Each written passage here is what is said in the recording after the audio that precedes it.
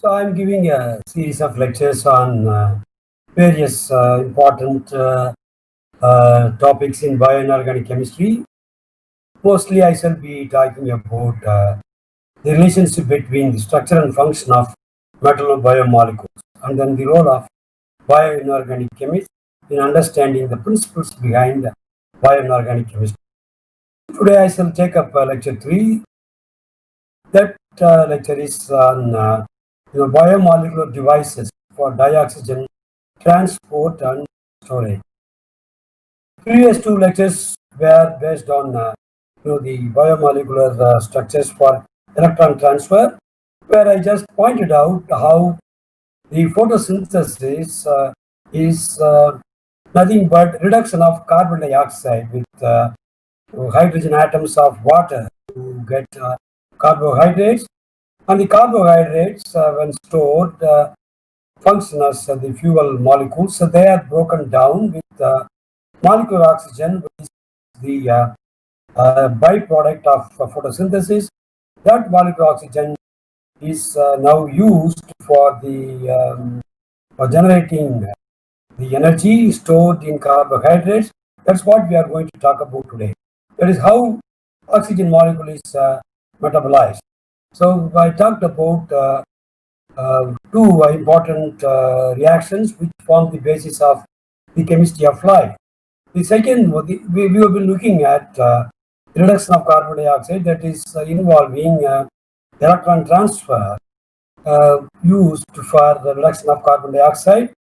The next important aspect of bioinorganic chemistry is how these reduced organic compounds are oxidized by molecular oxygen to give the carbon dioxide back, and then we get back the energy. First of all, let us talk about how molecular oxygen is inhaled by various organisms and how they are utilized. My next lecture will be dioxygen activation. So today I shall talk about how this molecular oxygen is transported by living systems to the place of oxidation. So all living beings, whether they are microorganisms or human beings, with all of them need molecular oxygen for burning the food. So that is done by respiration, right? So you also know what is the source of molecular oxygen. That is obtained by the decomposition of water in the atmosphere by the oxygen involving complex in the plants. So metal biomolecules, as I said in the first lecture, can be treated as proteins and non-proteins. Proteins can again be treated as enzymes, classified into enzymes and transported storage proteins. We talked about already the electron transport by copper and iron proteins. So today we shall talk about the transport proteins which deal with molecular oxygen. So when we talk about molecular oxygen, again you will see that copper and iron containing metal ions, that is redox metal ions, are utilized as the metals in the active sites of proteins like hemoglobin, myoglobin family, hemerythrin, and hemosyne. So all these three proteins make use of different concepts, different principles of bioinorganic chemistry to transport molecular oxygen to the site where it is needed for burning foods and then generate energy, right? So these are the three important molecules we shall talk about today. The first two, hemoglobin, myoglobin, they form a family, and they are all heme proteins. That means they contain a porphyrin system in which iron is coordinated to porphyrin. The other protein is also iron protein, but this iron protein makes use of a different principle for oxygen uptake and transport, and that doesn't contain a heme in its active site structure. So this is called a non-heme protein. It's actually a dimeric protein which uses a different principle for oxygen binding. So the third protein is a copper-containing protein. That's nothing but hemocyanin. This is also a dimeric protein. So all these biomolecular devices employed by living organisms and living systems in general for dioxygen transport and storage, right? Not only for transport or storage, they have no parallel in inorganic chemistry or simple chemistry. So, for example, this is the molecular structure of hemoglobin, where it contains a tetrameric unit. There is no such tetrameric unit in chemical systems, synthetic systems, which can reversibly take molecular oxygen and transport it efficiently. The oxygen transport, which Bayes called as an event, because that is very basic for the very existence of human beings. No?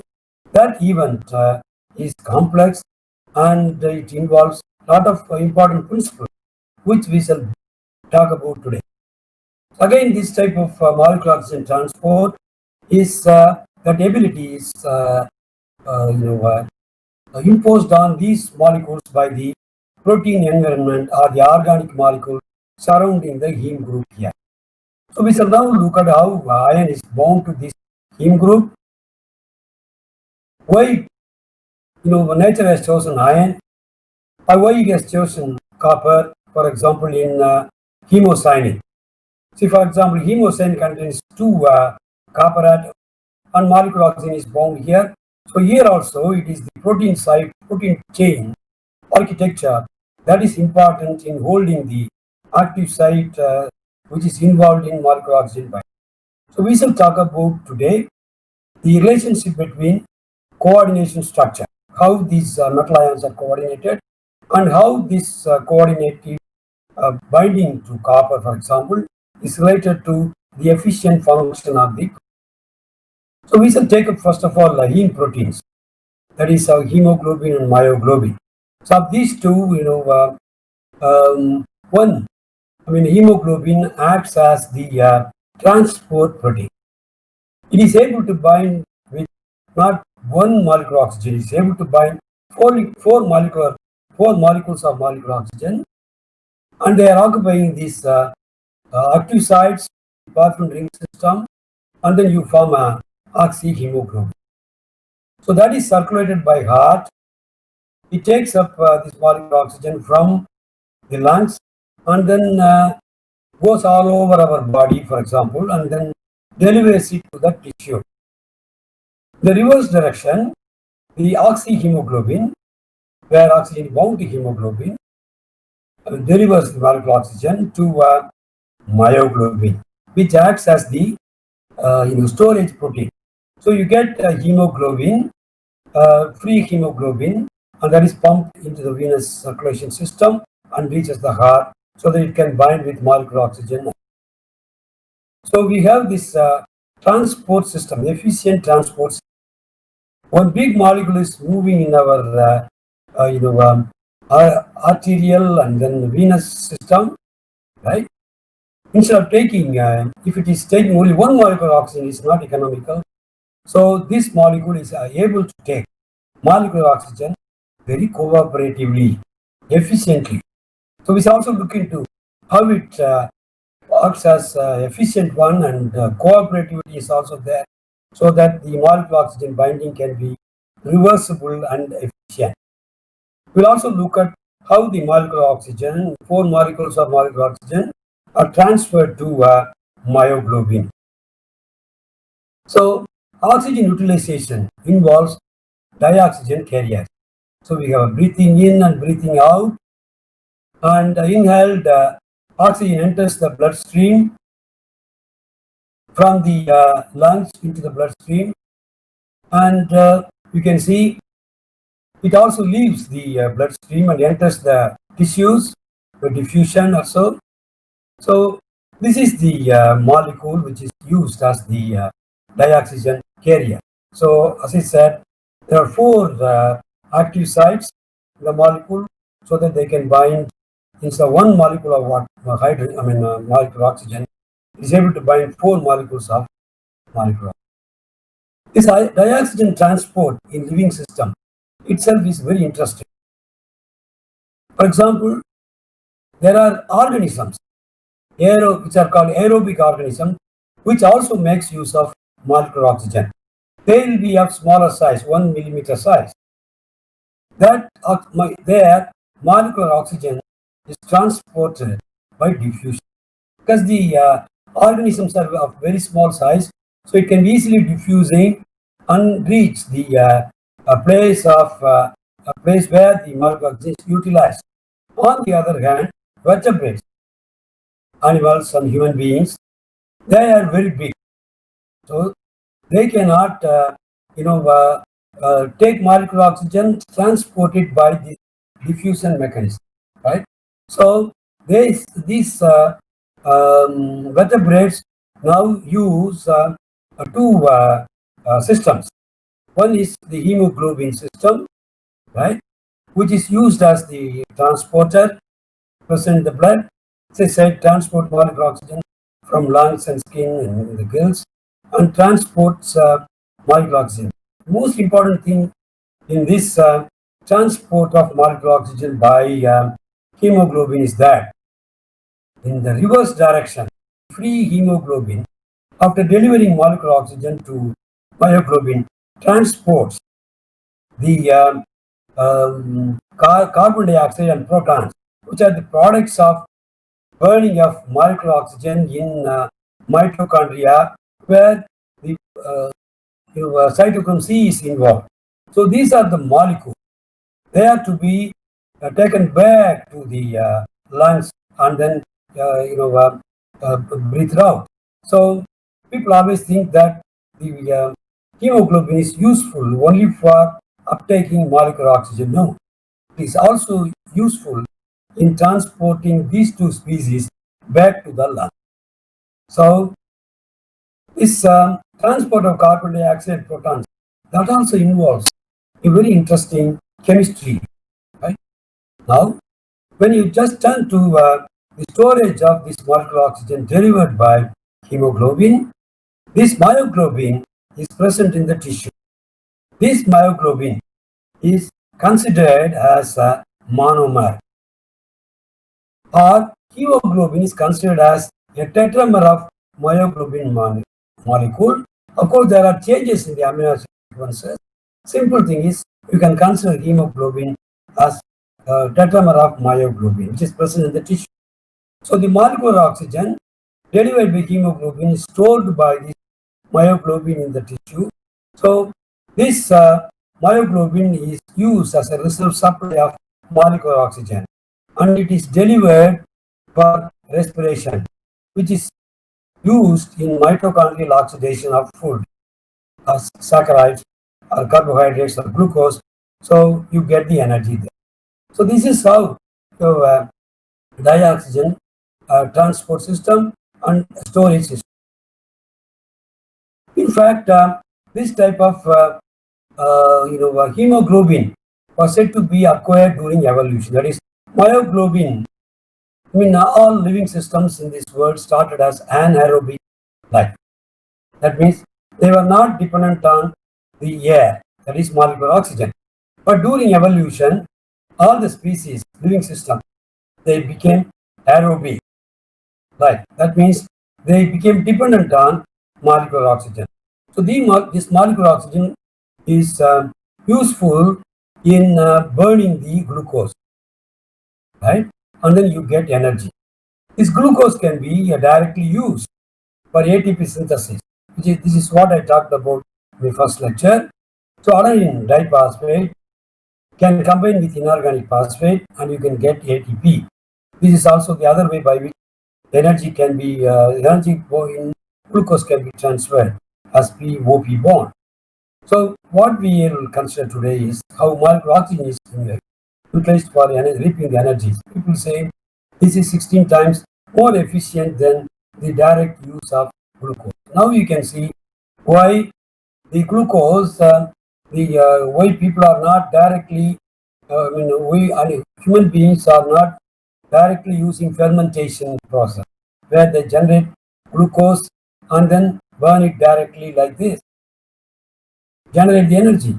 So they take up this most efficient process of getting the energy. So by fermentation, human beings are not generating energy by fermentation, that is, by generate alcohol and a fuel molecule like that. So when you talk about the hemoglobin, myoglobin family in respiration, one should remember that the iron 2 porphyrin complex is the active site, interacts with molecular oxygen. People originally thought that this type of interaction is corresponding to Lewis acid. Since you have a charge on the iron compound as 2 plus, people thought it is a Lewis acid, right? Which is in need of electron density, interacts with Lewis base, molecular oxygen as lone pairs. So they interact with the lone pairs of oxygen. People thought it is originally a Lewis acid, Lewis base interaction to account for the reversible binding of molecular oxygen. But people nowadays believe, they have a lot of evidences that this is not the way in which molecular oxygen is bound. It's not loosely bound, strongly bound. When molecular oxygen binds to the hemoglobin or myoglobin, structural changes happen. Structural changes in the protein architecture changes happen in the architecture. And this particular oxygen binding does not involve any irreversible electron transfer. No redox reaction. Just because iron and copper are involved in oxygen transport, one should remember that they are not involved in electron transfer. They just bind to molecular oxygen and deliver it whenever needed. So it is the subtle movements of the protein chains that lead to triggering of molecular oxygen binding. So oxygen uptake takes place and it's delivered very cooperatively to the myoglobin. So as I said earlier, this myoglobin can be considered as a monomer of hemoglobin. This hemoglobin also contains iron 2 heme, right? A disc like. And hemoglobin contains 4 such units, myoglobular units, brought together, bound together by surface binding through hydrogen bond. So these are the essential differences. One would like to know what are the important structural differences between myoglobin and hemoglobin. How do these structural differences are important in dioxygen transport by this hemoglobin and dioxygen storage by myoglobin. So we have to also look at some of the terminologies people always use.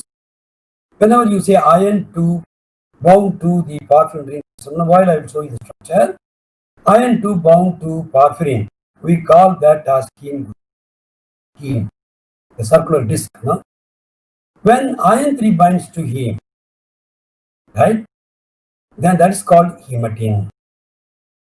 So when you have this myoglobin unit here like this, you can notice that this porphyrin ring system has histidine, nitrogen bound on one side, and this side is vacant. In hemoglobin also, you can see that 6th position here is vacant. I'll just illustrate it now. What?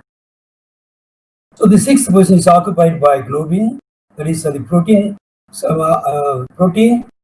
There is F8 nitrogen of the histidine is bound, and you get ferrohemoglobin. So we call it as well whenever oxygen is bound to globin, we call it as ferrohemoglobin.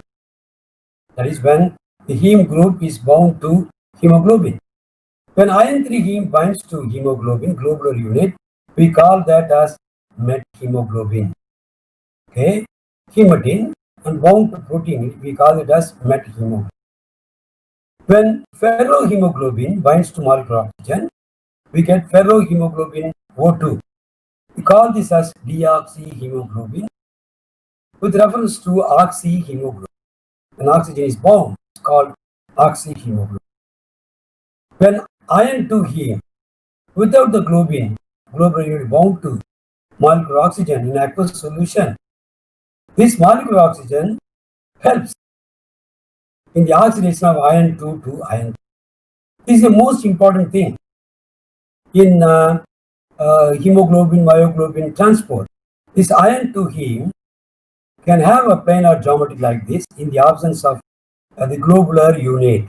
So the globular unit, in the absence of globular unit, this planar ring can interact molecular oxygen in the atmosphere or dissolved oxygen, and then it can be converted into a dimer. So this dimer helps in the oxidation of iron 2 to iron 3. That is how iron 3 is generated. So now you can just understand simple iron 2 heme is unstable in aqueous solution. So the function of this globular protein unit is to safeguard this particular active site structure by binding to the imidazole nitrogen on one side here. So when the globular unit goes around the iron 2, the folding occurs and this active site is stabilized. I talked about the importance of this protein folding. Like, okay, anyway. So iron 2, this heme is stabilized in the presence of the globular protein. So the function of the globular protein is to stabilize this active site geometry. Let us first take up the myoglobin.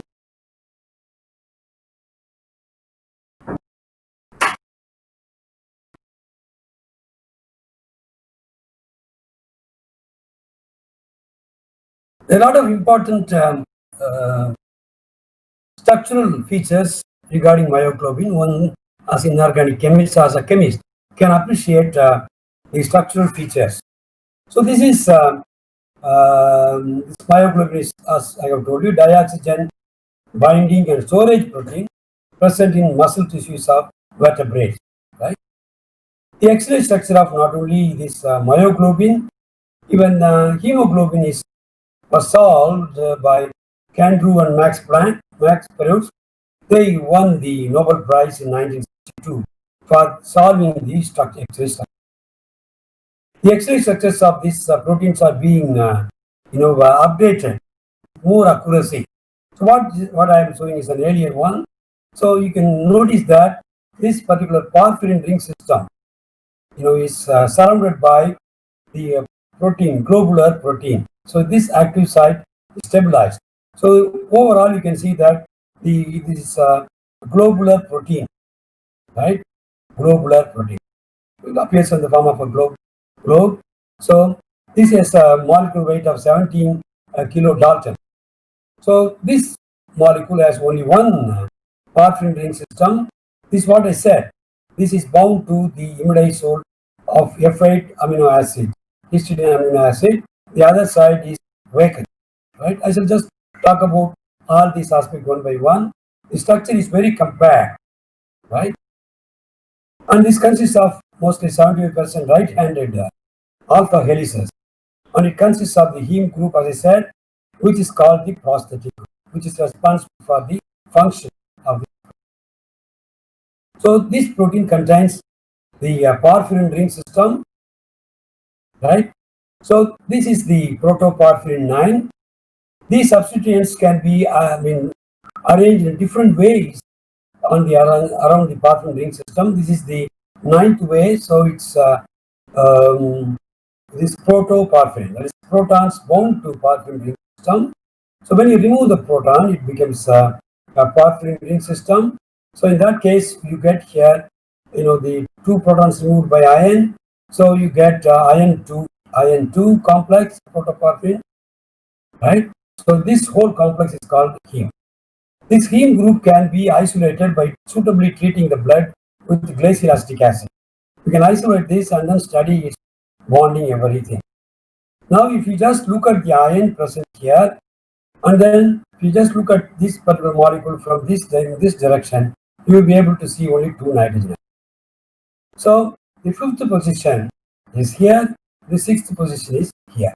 So the 5th position is occupied by imidazole ring system. The 6th position is vacant. That is what is used for coordination by molecular oxygen, right?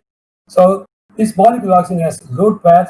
That is how they bind to the iron. So normally you can represent all porphyrin ring systems like this.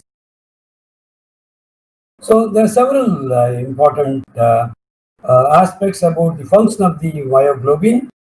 Myoglobin facilitates rapid respiration by muscle. The rate of oxygen diffusion from capillary tissue is slow because the solubility of molecule oxygen is very low. So it is the myoglobin which enhances the solubility of dioxygen. That is, it facilitates not only the storage but dioxygen. So dioxygen storage is done by this myoglobin. People say the whales and seals have higher ability, tenfold. They have an ability tenfold higher than land animals in storing the dioxygen molecule. The same way, elephant myoglobin has a higher storage capacity than human being. So they're all because of changes in the structures of the protein structures of the myoglobin. We can also look at some more aspects of the structural aspects. So the myoglobin contains a single polypeptide chain of 153 amino acids that is called globin. Is what I said, how globular protein is used to stabilize the active site. So this is the apoprotein. This apoprotein, just if you remove the active site, that is heme, then this protein, apoprotein, that is without the active site, the ion removed, is not conducive for self-association. So only in the presence of the heme group, it is encouraged to wind around the heme group and stabilize it. And you have some structural aspect which is very important to us. Deoxymyoglobin, that is structures of deoxymyoglobin, oxymyoglobin, oxyhemoglobin, deoxyhemoglobin are all known. So deoxymyoglobin has 5 coordinate geometry. So this iron 2 center is there with iron displaced above the FeN4 plane by 0.55 angstrom unit. That means this iron is not located exactly in the porphyrin ring system. So when iron 2 is not bound, this iron is placed over here by approximately 0.5 angstrom. It's located here, not inside the rings. It's not coordinated. I told you in my previous class that the void available is not sufficient for iron 2 in its high spin state. So it is located here. In that case, this iron 2 heme group will look like a dome, right? So iron 2 heme, in the absence of dioxygen binding, will appear like a dome. So,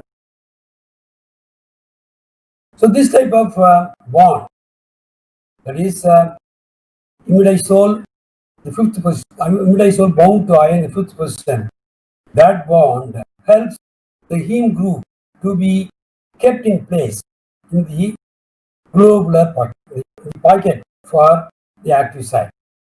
So this is also helpful in stabilizing the active site. As I said, this ion is displaced towards the imidazole. This imidazole, F8 imidazole, is called proximal side of the heme, right? So it gives a dome-like appearance. There is also another histidine amino acid that's called distal histidine, E7. This is F8 amino acid.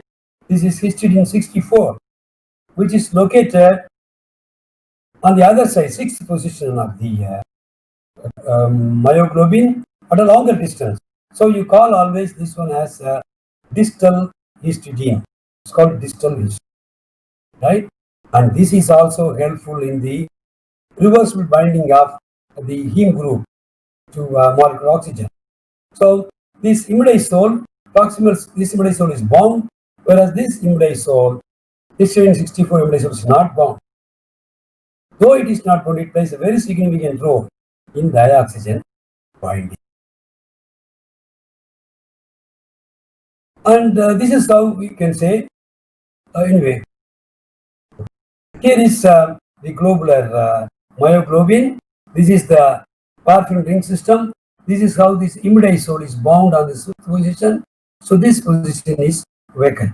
I think it's bound to molecular oxygen. So this is oxymyoglobin. So what I showed you earlier is deoxymyoglobin. This is oxymyoglobin. So we can just look at expand this particular portion, which is important to us. So this is the porphyrin ring system. Iron is located here. So in the deoxyhemoglobin, this iron was located somewhere here above the plane, right? But once oxygen is bound to iron, right, you can see that this imidazole, histidine F8 is bound to iron, right? This F8 is bound. Before that, this iron was present here as a dome. But when it binds to molecular oxygen on the other side of the bound heme, bound imidazole, this is the sixth position. This is the fifth position. When oxygen is bound, it becomes 6 coordinate, right? It becomes 6 coordinate. So the ligand field strength increases. So iron would try to take up a low spin configuration. It's not exactly low spin. I shall talk about it, the type of bonding here later on. So when molecular oxygen binds to iron, the iron too becomes smaller, low spin smaller, drops into the ring system, right? Ring system. And when it does, it it's opposed by these binding of molecules. It's first of all opposed by the histidine E7, that is distal histidine imidazole. But once it is bound, this one is the bound oxygen is stabilized by hydrogen bond. So that is the most interesting aspect. So you can notice that this type of binding happens very interestingly, and this type of binding, the energy that is involved is released here when there is the iron oxygen bond formation.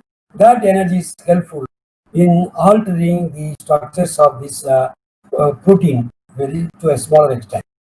So molecular oxygen is bound on the 6th side. Imidazole was here. It has now moved towards iron, and iron has dropped into the void, and it binds molecular oxygen, so that is stabilized. So the amino acids which are present nearby the active site, they play an important role in molecular oxygen development. Now let us take up the spectral and magnetic properties of these myoglobin and oxyhemoglobin. This deoxymyoglobin has very interesting electronic spectral emission, right?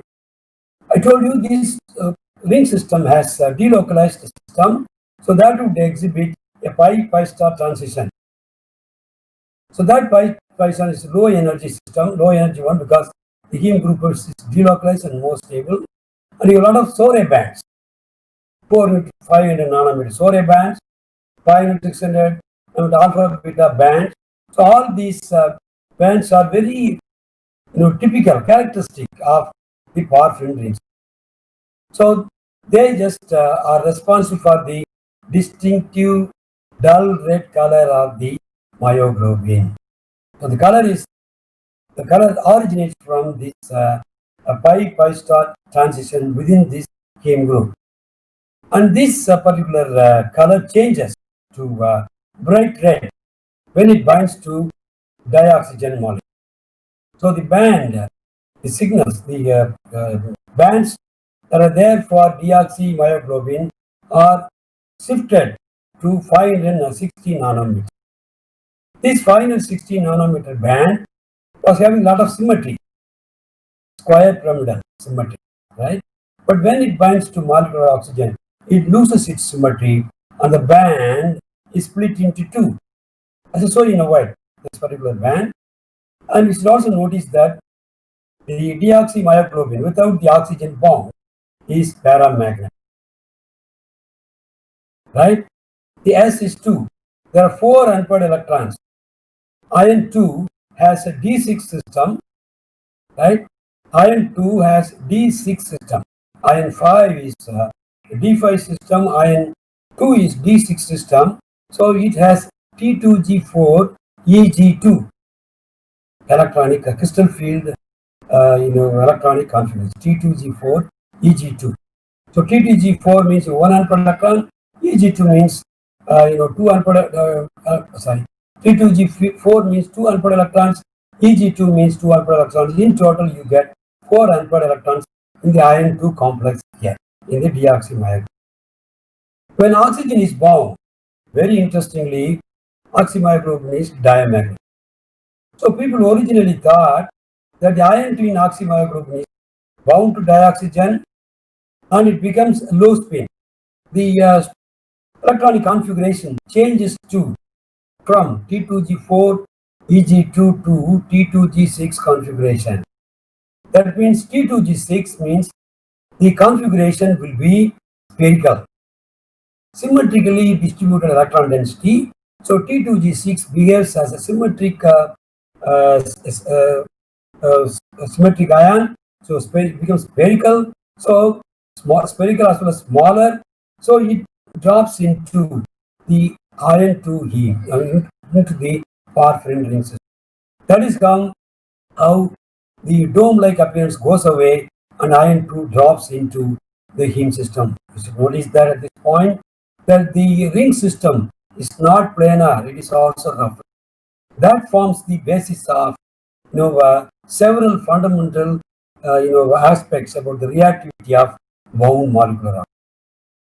So originally people thought that the configurational change is to T2G6, but latest spectral studies show that the iron twin oxymyoglobin is bound to dioxygen as a superoxide.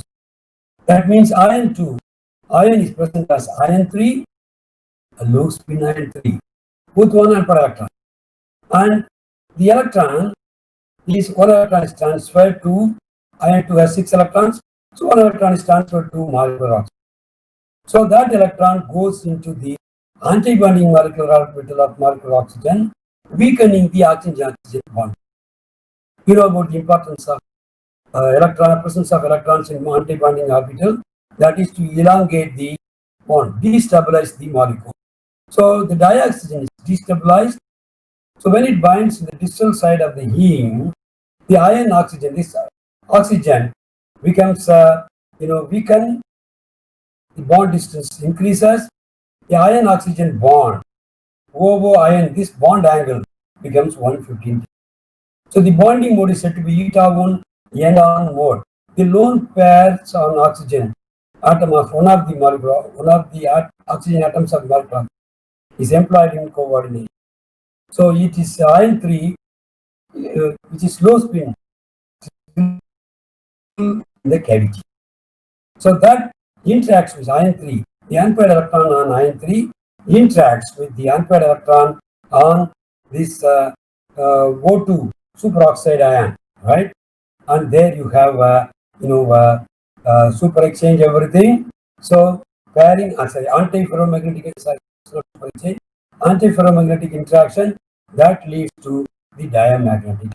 So the unpaired electron on ion 3 is pairing its spin with the unpaired electron on superoxide. Thereby it becomes diamagnetic. So it is strongly bound through this type of antiferromagnetic interaction. So as I said again, this molecular oxygen, bound molecular oxygen, stabilized by hydrogen bonding from the distal histidine. So this is the distal histidine imidazole that is involved in hydrogen bonding. I told you earlier, this is also important. Though it's far away, transition from iron, it's important in stabilizing the dioxygen bond. So a lot of physical methods have been used to illustrate the type of molecular oxygen bound to iron. We'll also look at it for hemoglobin binding. How does it work? So these are the important changes that happen around this active site, and what are the spin changes that occur. These are all important points for the bioinorganic. So this is what I said. This ion lies over the heme plane by 0.5 or 0.2, 0.5 angstrom a minute. So once it is bound, it drops into the heme plane, and as I said, T2G4, Eg2 to T2G6 configurational change takes place. We call this as a triggering. So when you have a high spin to low spin configurational change, that will liberate energy. So that energy is used for making changes in the conformation of the surrounding protein. In a while, I will tell you how the conformation of the protein changes from T state to R state, which encourages more and more molecular oxygen to be bound in a cooperative way. So this is what is very important, is conversion. So it's not actually T2G6, it's T2G5 and 1 electron molecular oxygen. Anyway, this low spin formation liberates energy, and that is helpful in triggering T state to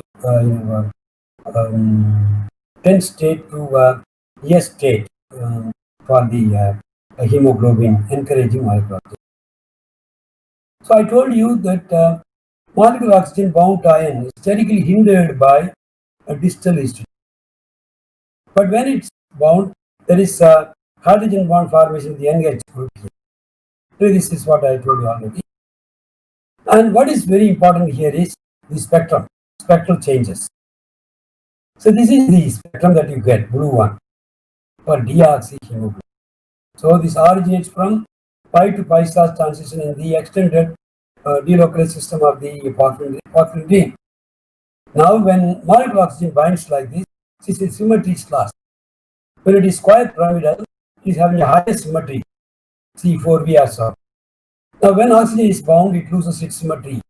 So this band splits, right, in oxyhemoglobin.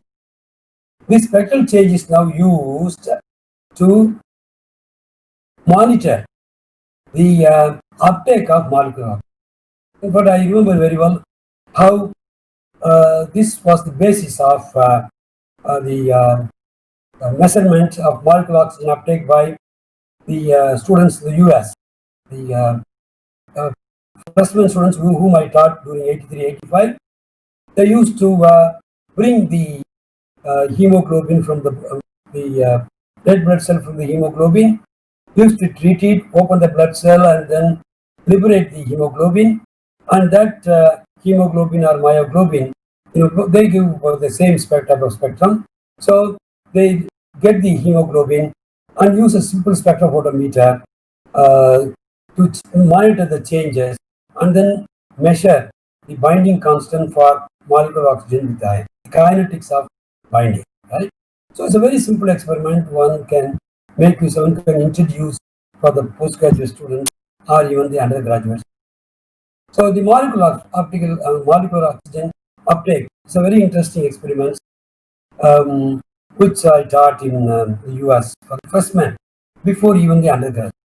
So we should also, I think this is platform where I can express my eagerness to teachers and students that we should also learn to do this experiment and see how the spectral change occurs. With a very simple spectrophotometer, you can monitor these changes. The spectral band changes at 5878 nanometer. So that will decrease in intensity, and you can find out how the kinetics can be, talked about. So let me now pass on to the transporting system. That is dioxygen transporting system, that is dioxygen carrier, that is hemoglobin. So this hemoglobin, as I said earlier, it's a tetramer. You can very well now see that hemoglobin is a tetramer of 4 globular units. One sphere here, another sphere here, another sphere here, another globular unit. So the red blood cells contain several hundred hemoglobin molecules which bind to dioxygen and transport. So as I told you earlier, this disc is the prosthetic group, which has again the heme group. Not only in myoglobin, even in hemoglobin, this is the disc employed for binding, right? The iron containing heme group. I want to tell you now itself that you can just imagine how this structure is made up of. This particular globular unit has an alpha 2 conformation of the amino acid proteins, the large polypeptide chain. This one has beta 2. This one has beta 1. This one has alpha 1. So hemoglobin is always called alpha 2 beta 2 tetramer. Alpha 2 beta 2 tetramer made up of 2 alpha globular units and 2 beta globular units. Right? So these globular units are bridged by hydrogen bonds. People say these hydrogen bonds between these two globular units bind them together. These hydrogen bonds are called salt bridges. These salt bridges are broken. So these, I told you, when oxygen is bound, these tetrameric units, these protein units undergo a lot of conformational change. So that when one molecule of oxygen binds to this, that message is conveyed to the other units, right? That is how cooperative molecular oxygen happens. So you should not think that when our molecular oxygen binds to this is acting independently. This binding is connected to all other units. Molecularly, you can see that they are all well displayed, right? So let me now tell you what are the interesting structural aspects of this hemoglobin. So what is its function? Transports dry oxygen from lungs to tissues. If you, as I told you earlier, if O2 diffuses in the bloodstream, then it's a very poor transport in larger animals. So solubility of molecular oxygen is low in blood plasma, but when it is bound to hemoglobin, the solubility increases. So you can notice that the solubility is enhanced when it binds to hemoglobin. Not only transportation, when it acts as a carrier, it becomes efficient because the solubility is enhanced. So there are several structural features as chemists we should be able to appreciate. As I told you earlier, this is alpha 2 beta 2 dimer. Each subunit, there are 4 subunits, structurally similar to myoglobin. They are spherical, and interestingly, these 4 units, the discs, 4 heme discs are located on the corners of a tetrahedron. So you can notice 1, 2, 3, 4. They are located on the corners of a tetrahedron. So again, it's interesting how tetrahedron plays a very important role in biology also. So they occupy the vertices of a tetrahedron. As I told you earlier, there is extensive interaction between alpha and beta interface, alpha 1, beta 1 interface. Alpha 1, beta 1 interface through hydrogen bonding or so-called salt bridge. Extensive interaction is there. The 35 residues involved in the binding. This alpha 1, beta 2, alpha 2, beta 1 interactions have 9 residues contacts. These contacts are broken and reformed when molecular oxygen binds to the hemoglobular units.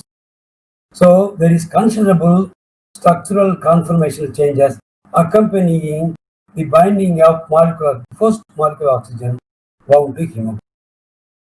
So this is how the deoxyhemoglobin would look like. So this is a very interesting picture where you can observe the structural aspect. So you have this ring disc, right? Heme group. Iron 2 is located here on top of this heme group. So it just looks like a dome. So as I said, this is bound to the F8 amino acid through the nitrogen. So imidazole, told you, is ubiquitous in biology, right? So here also it is used to anchor the iron. So this comes from the protein surrounding the heme group. So the very role of this particular bond is to stabilize this heme in this pocket, right? Okay, so you can just wonder why this iron 2 is not also dropping into the ring system. See, this particular imidazole also is preventing the tighter binding of this the iron to imidazole. It offers steric hindrance. See, even very small interaction like this is helpful in making this heme group, heme group of this globular unit interactive only with molecular oxygen. Only molecular oxygen can enter here. Other species cannot enter this. Other small molecules are like nitrogen, carbon monoxide, they cannot easily enter. So it's very wonderfully stitched molecule. Even small steric hindrance, molecular crowding, is useful in binding molecular oxygen reversibly, right? The presence of this leucine, they are very important. Valine, right? These are all important. One can imagine when you change the amino acid, what will happen? So the binding capacity of this binding will be changed. The molecular oxygen binding will be changed. So there are a lot of systems. Now, I will tell you what is the role of this distal histidine. So this is also helpful in regulating the molecular oxygen uptake at the 6th position. See, there are people who do not have this histidine E7. So the oxygen uptake does not take place reversibly.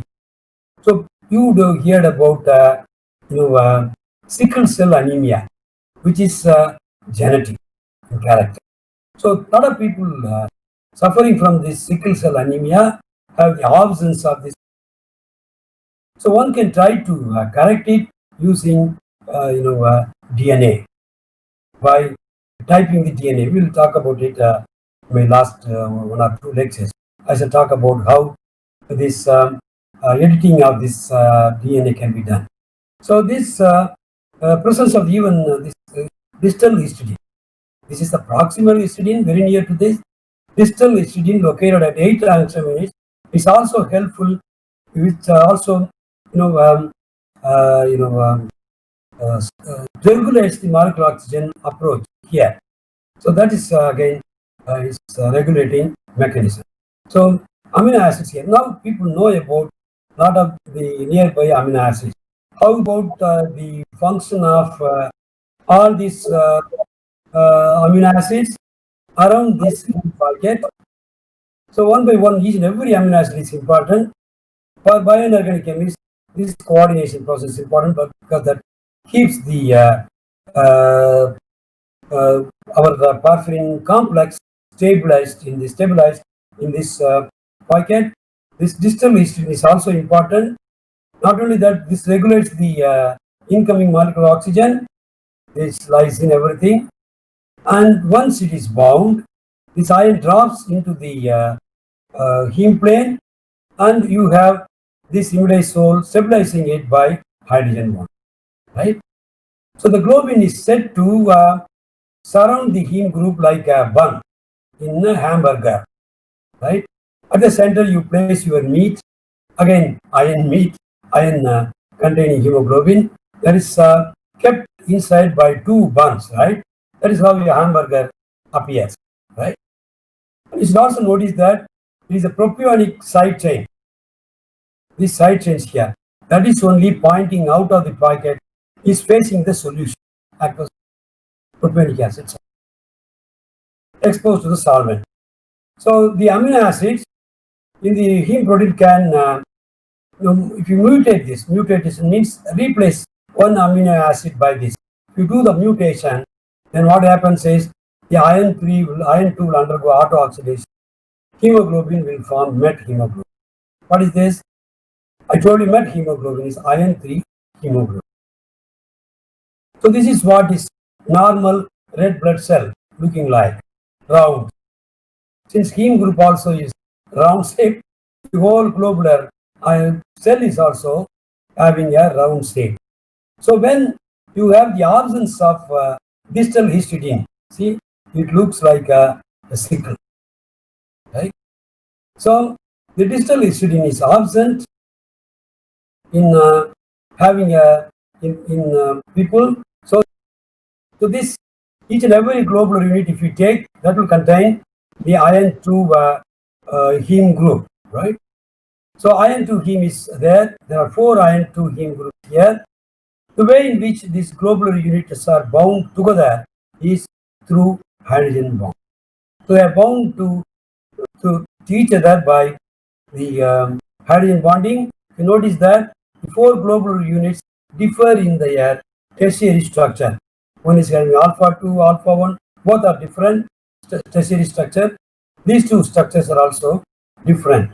So these four are brought together, and I shall just summarize everything in the world.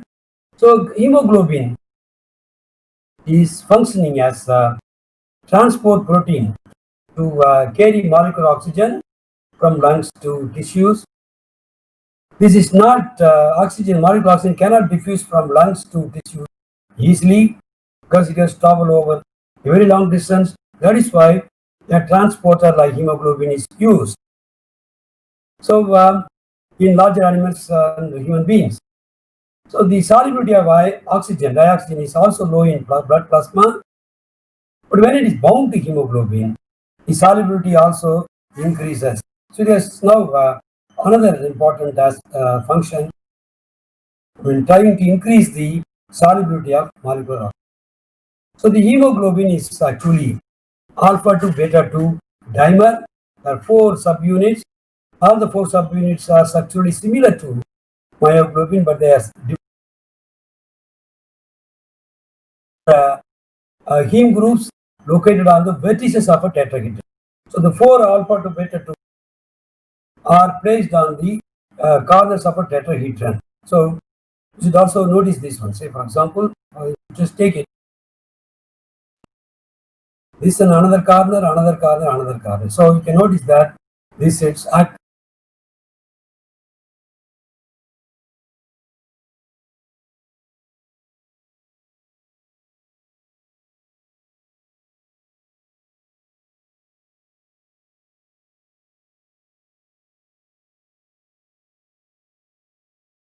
Hello, sir. Hello, sir. Excuse me, sir.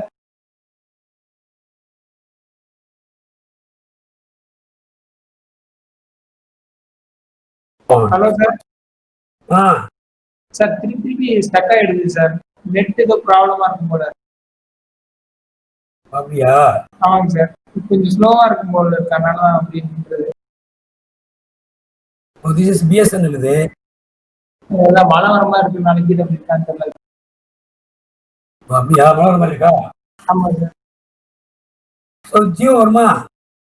Jio வரும் sir. Jio என்று நான் try பண்ணி பார்க்குறேன். Okay.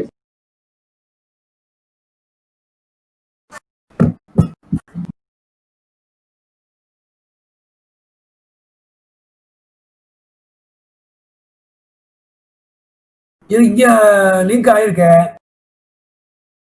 Sir. Link ஃபுல்லா இருக்காங்க sir உங்களுக்கு. இப்போ இப்போ கிளியரா இருக்கு. ஆனா திடீர்னு நடுவில் அப்படியே ஸ்டக் ஆயிடுது. ஸோ ஜியோ போட்டு பார்ப்போம். ஜியோ இங்கே அப்படித்தான் இருக்க முடியும். Okay sir. ஓகே. என்ன பண்ணலாம்? இப்போ கண்டினியூ பண்ணுங்க சார். இப்போ கிளியரா இருக்கு. திருப்பி ஸ்டக் ஆச்சுன்னா சொல்றேன். ரைட், அது கொஞ்சம் வச்சுக்க கையில.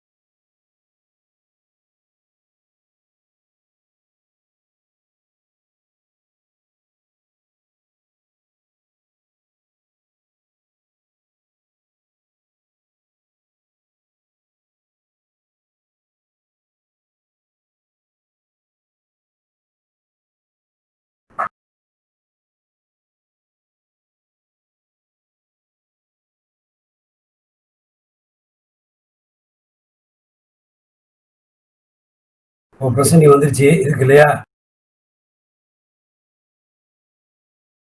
ஸ்லைட் தெரியுதா?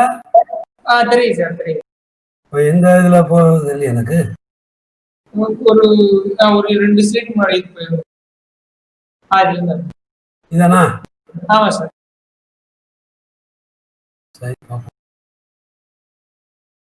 So this is how the iron 2 heme is surrounded by lot of amino acids.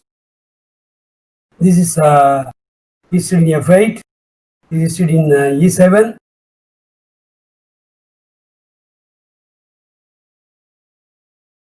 This is how this distal histidine F8 is absent in people suffering from sickle cell anemia. So this is regulating the molecular oxygen uptake, and it also stabilizes the molecular oxygen once bound to iron, right? So the globin also is helpful in stabilizing the heme group, like the meat, the iron meat is kept in between two buns in hamburger, and you can also notice that the propionic acid side chain here is the only one which is exposed to the solvent. So when you mutate the amino acids here, then the capacity to bind molecular oxygen is altered, right? And it leads to instability of iron 2. So hemoglobin is oxidized to, the iron 2 is oxidized to iron 3, so you get the met hemoglobin to be formed. So this is how a normal red blood cell would appear, like your round iron 2 heme, right? So this one will look like this when you have the distal histidine to be absent. So that is only is responsible for absence, is responsible for the molecular oxygen, weak molecular oxygen binding, or irregularity in molecular oxygen binding in patients suffering from sickle cell anemia. So it is a globular protein which acts to modulate the dioxygen binding affinity. It is making the dioxygen binding reversible, and in the absence of globular unit, iron 2 will be oxidized to iron 3, and it no longer binds dioxygen. For example, in the absence of globular unit, you will have monomer. The globular unit in the heme group would look like this. In the absence of a globular unit, it is exposed to molecular oxygen. The iron of the other heme group is also exposed like this in the absence of globular unit. So both the iron atoms interact via molecular oxygen, and this leads to the formation of iron 3 dimer, which is insoluble in water. Iron, oxo iron. So iron 3, normally iron 3 in aqueous solution is very unstable. I think chemists know about this one.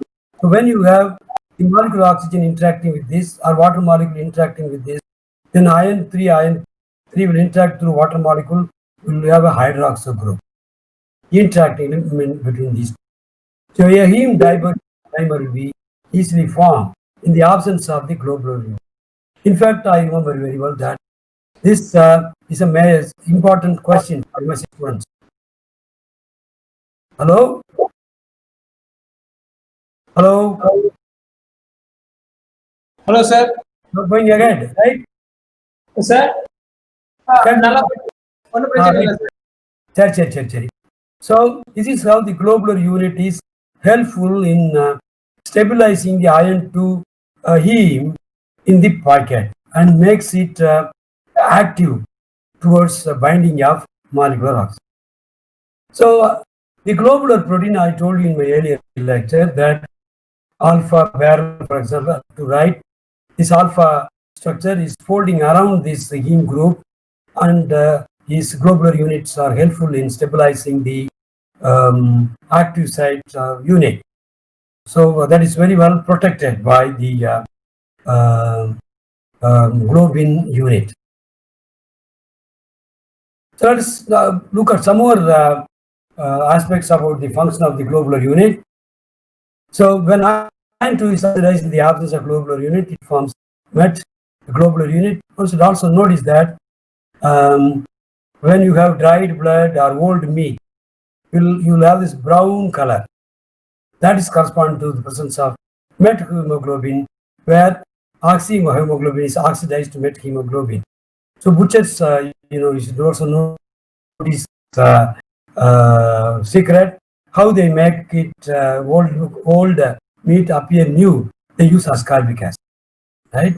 So that reduces met hemoglobin to hemoglobin, make the meat look fresh, look afresh. Okay. So the enzyme, there's also an enzyme called methemoglobin reductase, which converts methemoglobin to regular hemoglobin. So these are certain interesting aspects when you talk about molecular oxygen uptake. So the quaternary structure of the deoxy and oxyhemoglobins are here. When it is having a deoxyhemoglobin structure, it is having a T state, 10 state or tau state. But when molecular oxygen binds to the globular units here, see, globular unit, this is absent. When it binds to molecular oxygen, you can notice that the T state becomes R state. The T state is converted into R state when two molecular units are bound to two of the units, right? Only after binding two molecular oxygen units here, the T state becomes R state. So the R state becomes now more powerful, is having higher affinity towards molecular oxygen. So when molecular oxygen binds to this one of the units, you have liberation of energy, bond energy. That energy gained is used in converting the globular units from the T state to R state. Okay, so that conversion is very interesting. So this is the T state again. So when molecular oxygen binds here, right, it is converted into R state, right? So this conversion is again very important. So the binding of one molecular oxygen one side is conveyed to the other unit. This is happening by changes in the hydrogen bonds between the two units. So this is how, these are the contact points I talked about. 19 or 32 contact points are there. Salt bridges are there. The carboxylate units in the beta 2, COO minus is bound to the lysine, NH. Lysine has an NH2 group that is protonated. So protonated NH2, NH3 plus interacts with this one by the salt hydrogen bond. So beta 2 linked to alpha 1 by a number of hydrogen bonds like this. Alpha 1 linked to alpha 2 through these hydrogen bonds are salt bridges. Alpha 2 linked to this one by hydrogen bonds. So a large number of hydrogen bonds, salt bridges are there to make them stable. When stable when molecular oxygen binds, some of the salt bridges are broken and reformed like this. So this is how one unit looks like. When molecular oxygen binds, happens. See, you have a lot of changes here. See, this is not this is a T state. This is a R state. You can see a lot of changes here in the amino acid conformation changes. See, when iron binds to this the 5th position, 6th position, right, is far away from this one. When molecular oxygen binds, is hydrogen bonded.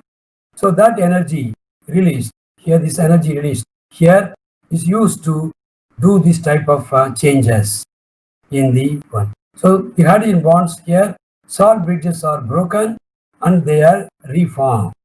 So what type of salt bridges are broken? You can just try to imagine here, right? So dioxygen binding in hemoglobin involves changes in the tertiary structure of the polypeptide chain. So this is what happens.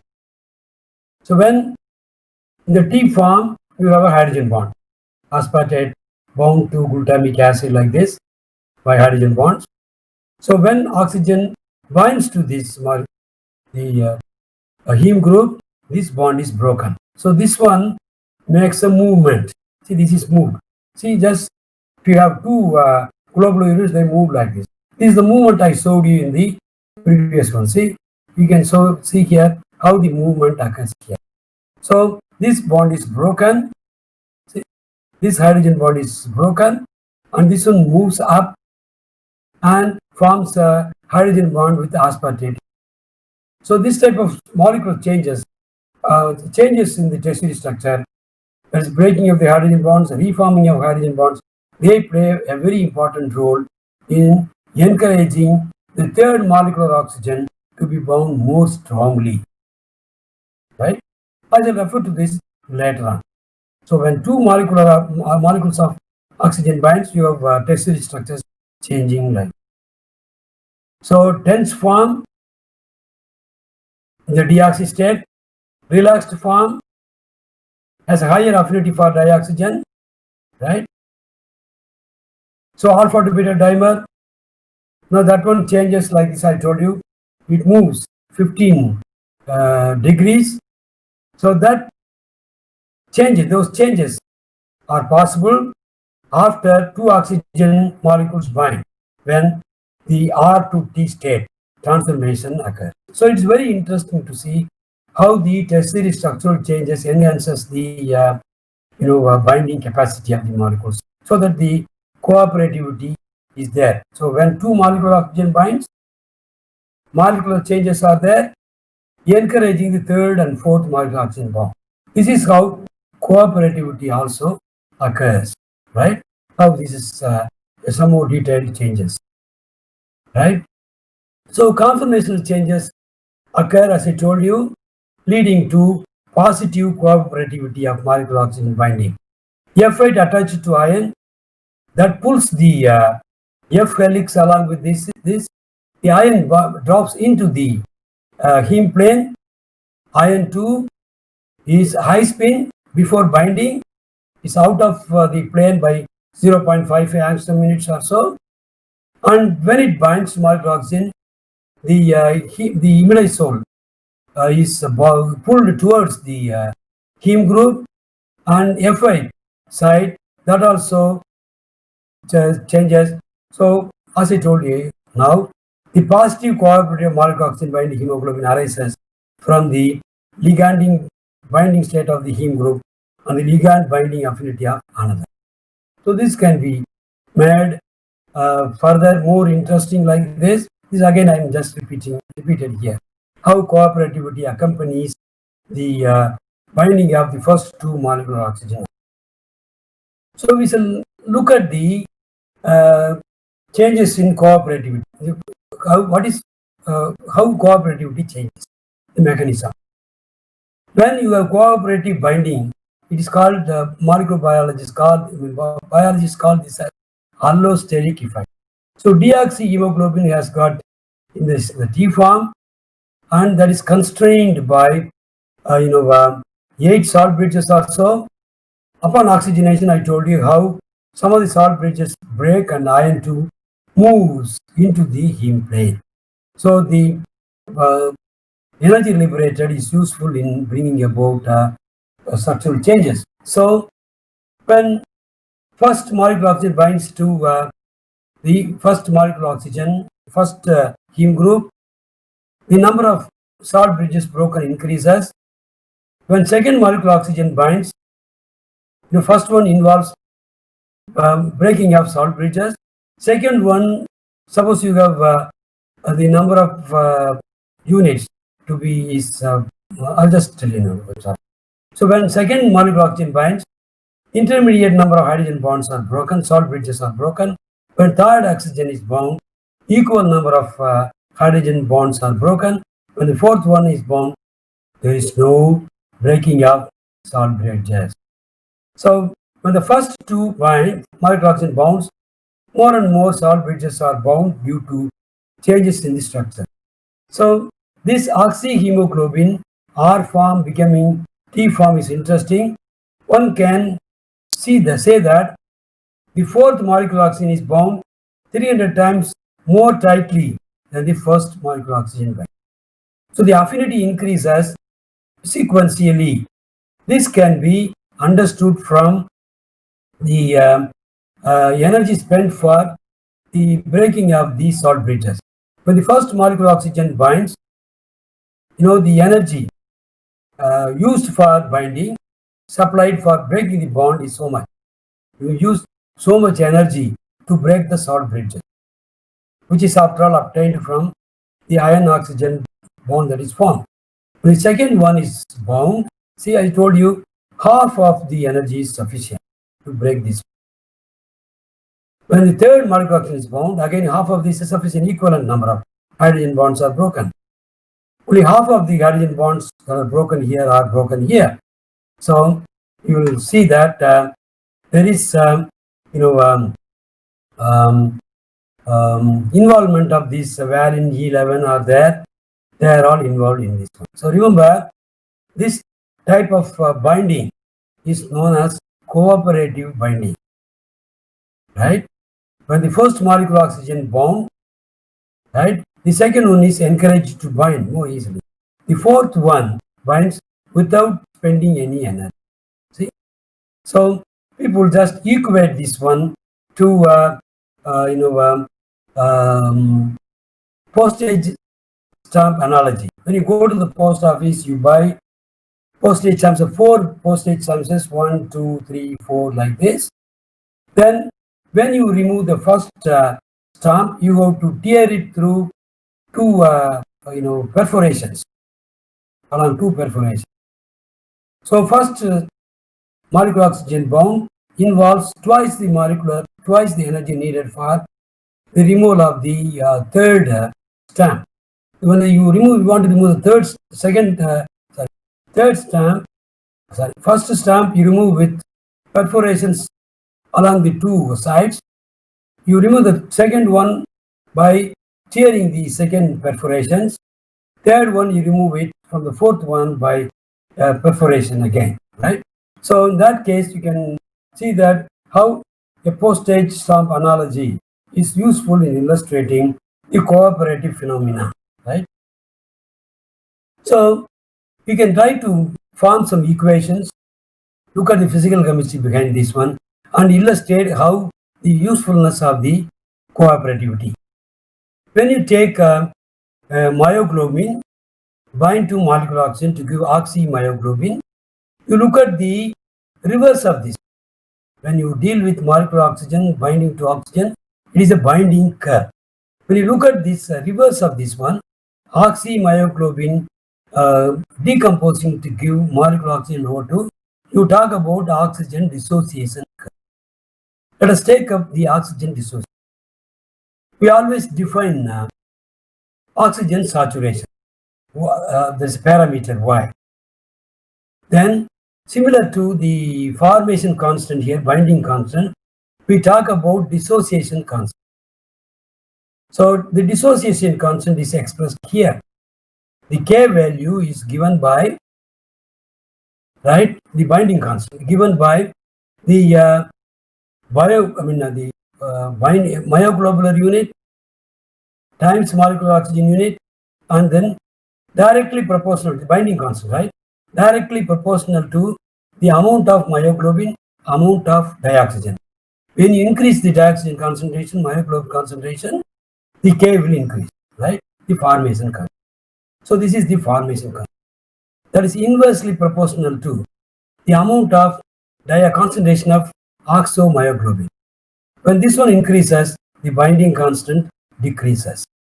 So this is proportional, directly proportional to dioxygen concentration, inversely proportional to oxymyoglobin concentration.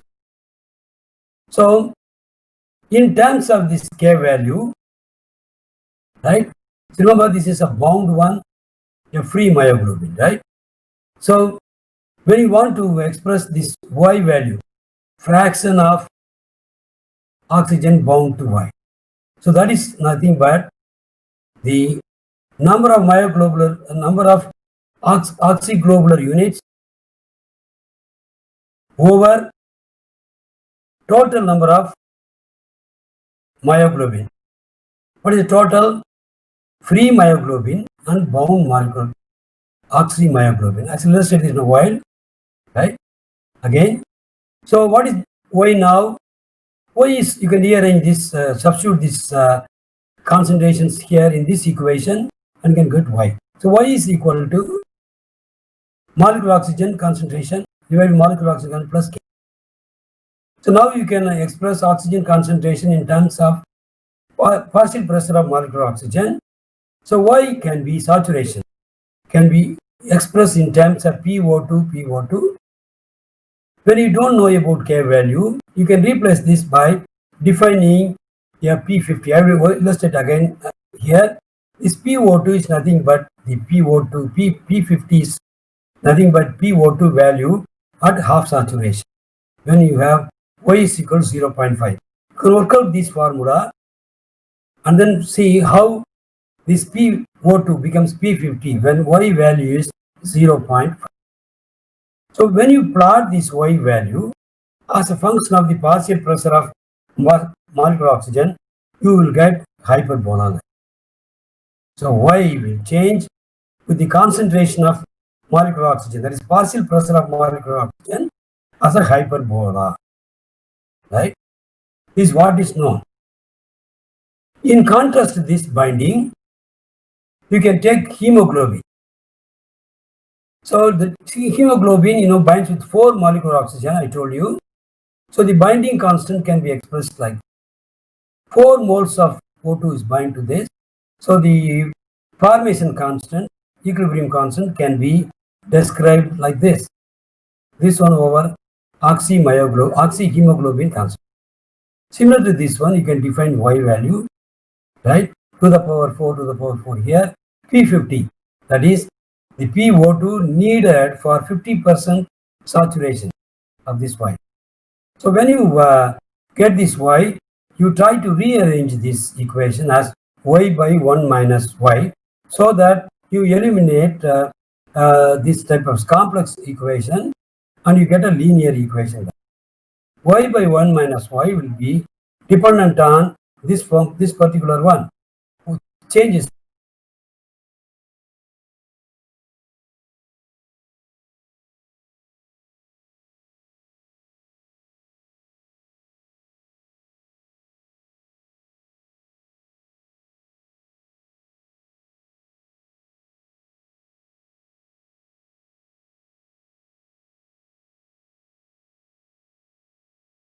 Hello, sir.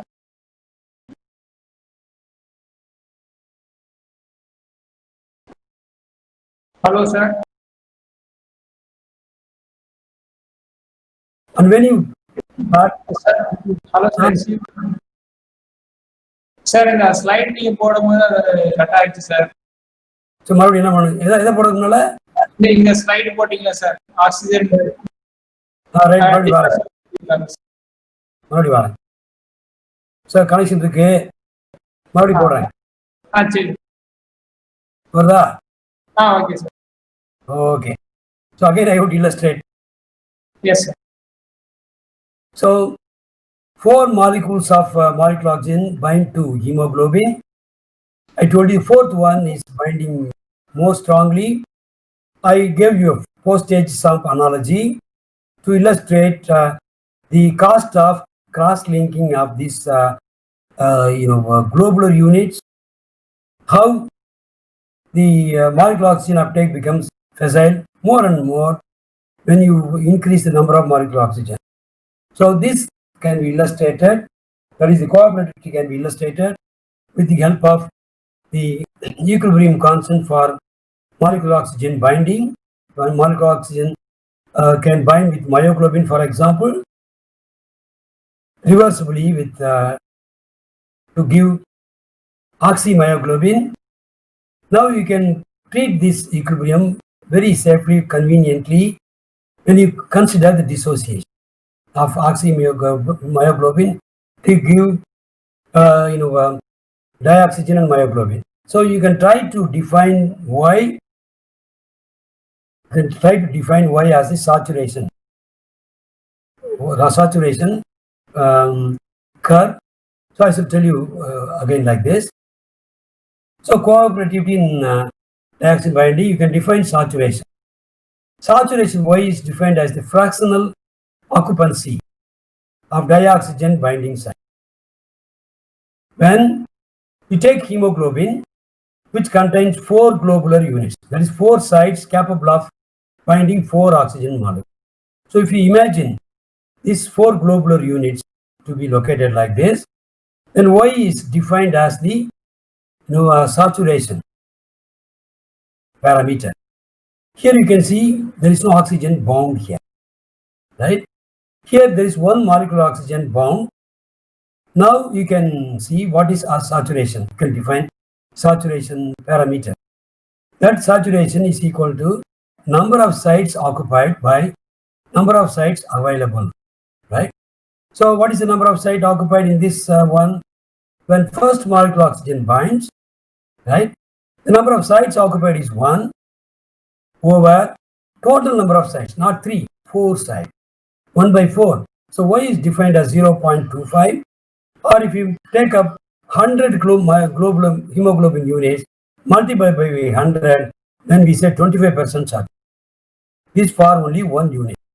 So 0.25, that you define like this. Multiply by 100, you get Y in percentage. So this is the fraction for 1 unit. So no hemoglobular unit is bound, that is Y is equal to 0 by 4. No unit is occupied, 0 unit occupied, 0 by 4, that is 0. So now you understand what is meant by saturation parameter.